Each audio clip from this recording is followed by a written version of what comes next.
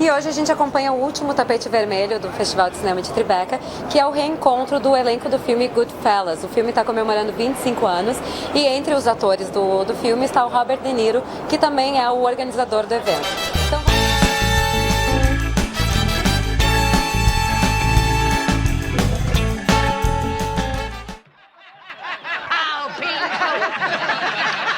As far back as I can remember, I always wanted to be a gangster. I know I'd go from rags to riches. To me, being a gangster was better than being president of the United States. Never rat on your friends, and always keep your mouth shut. It meant being somebody in the neighborhood that was full of nobodies. Oh, you broke it, Jerry! Hey, Mom, what do you think? You look like a gangster. hi. Hi. So, how is it for you to have this reunion after 25 years of the premiere of the movie? I'm really happy to be here. I'm happy that I'm still working 25 years later, and that that I can even be here doing this. And especially for this movie, I've kind of racked up I've been in a lot of things, you know. I played small parts, big parts, indie movies, big movies, and, you know, but there's nothing quite like being able to say that I'm in this movie, Goodfellas. It's just like just it's one of the greatest, it's the best thing that ever happened to me, you know? What is so special about this movie in comparison to the other movies you worked in? Well, for one thing, it's Scorsese. For another thing, it was Scorsese when he was just at his... He was so in the zone. It's kind of like the culmination of everything he'd done up to that point. There's a little bit of Taxi Driver in this movie. There's a little bit of Raging Bull in it, Mean Streets. It's like, it's just all in Goodfellas, you know, and it was just a very well-oiled machine, and to get a seat on that ride was, you know, it was like getting a ride in a fire engine, you know, when they put you in the little side thing. It was just like, great, here we go, you know, and just to be a fly on the wall for all that stuff was just tremendous. Like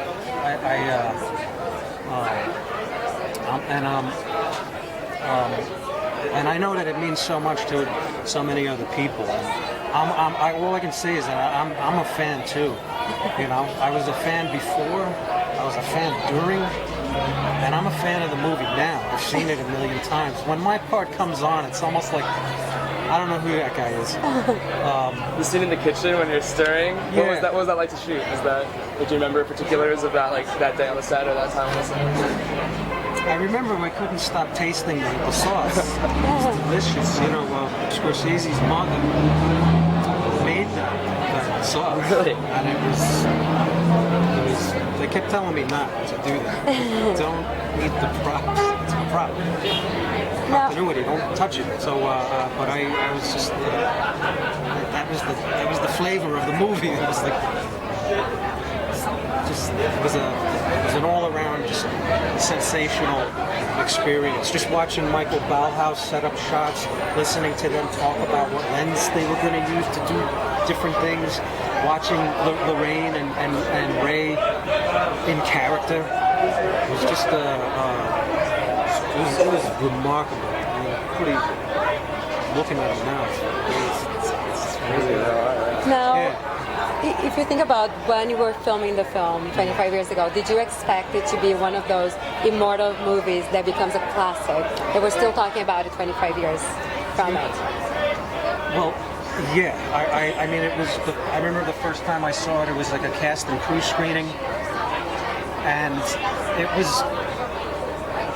I mean, even before that, when I was still in post-production, I went to do looping for it, and I got to have a conversation with Thelma Schoonmaker, and she was like, everybody thinks this is Marty's masterpiece. I was like, his masterpiece. And Raging Bull is a masterpiece. Taxi Driver, this is, it's like, yeah, everybody who's seen it so far thinks it's his best movie. I got him the right one. And then at the Castle Crew screening, there was nothing like seeing all of those moments play out for the first time. Like when Joe Pesci's like, "You think I'm funny?" The way everybody in the scene kind of gets really quiet, like everybody in the audience got that way. So when he finally lets it go, like, "Hey, I had him going. I had you." The same, you know, it was a vicarious thing happened to the audience. That was. I wish I could experience that again. There was nothing like that. Watching all that for the first time, but yeah, you know, it's pretty, it's great. This is just great. Was it intimidating to be on the set, sort of like as a kid, as a young person, like with all these stars and with you know, it might have been. I don't know why it wasn't, but it wasn't. I did, you know, like Marty was just so nice to me. He was very, he was the most accessible person on the set as far as I was concerned. I just felt like I could go up to him. He was just so avuncular. I think he knew what I was going through, and he was like, you know, he was happy to. Thanks so much. Thank you. Hi. So how is it for you to have this reunion 25 years after the movie was made? It's probably one of the most exciting feelings I've had in 25 years to see all these people again, to be around them, and remembering the day that we premiered this thing at the Ziegfeld Theater, and it was my second film, and Nick Nolte came up to me and said, "You're going to make a lot of money in this business." I said, "Why is that?" He said, "That scene you did with the bandage on your head with The Godfather usually takes 20 years to do what you did and do it the way you did it." And I didn't really know what I was doing. I was a nightclub performer, I did comedy, and I sang, and here I am, working with all these heavy weights, and that's why I wasn't nervous, because I didn't realize how important it was. Now, if you are looking back now that you know all of this, how do you feel about your performance in the movie? Do you realize how genius that was? Well, that scene with the bandage on my head, I wrote that whole scene. I was just saying it down the line there, and no, I had no idea. If I did, I probably would have got a heart attack. You know, so it was just, I can't wait to see everybody. Have you seen the movie since it was premiered? Yeah, I've seen it a lot of times, yeah. And I see it every time I get a check.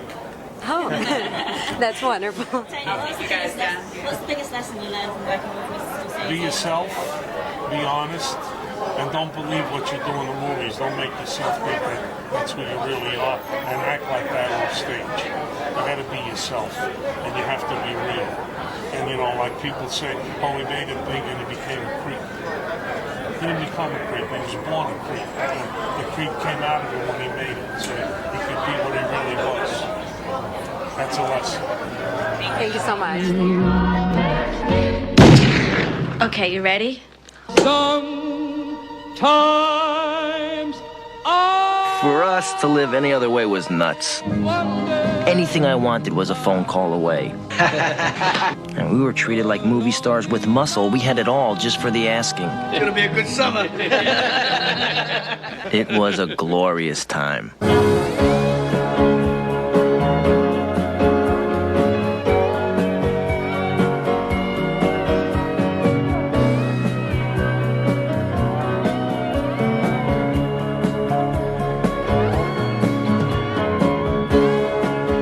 In a world that's powered by violence, on the streets where the violent have power, a new generation carries on an old tradition.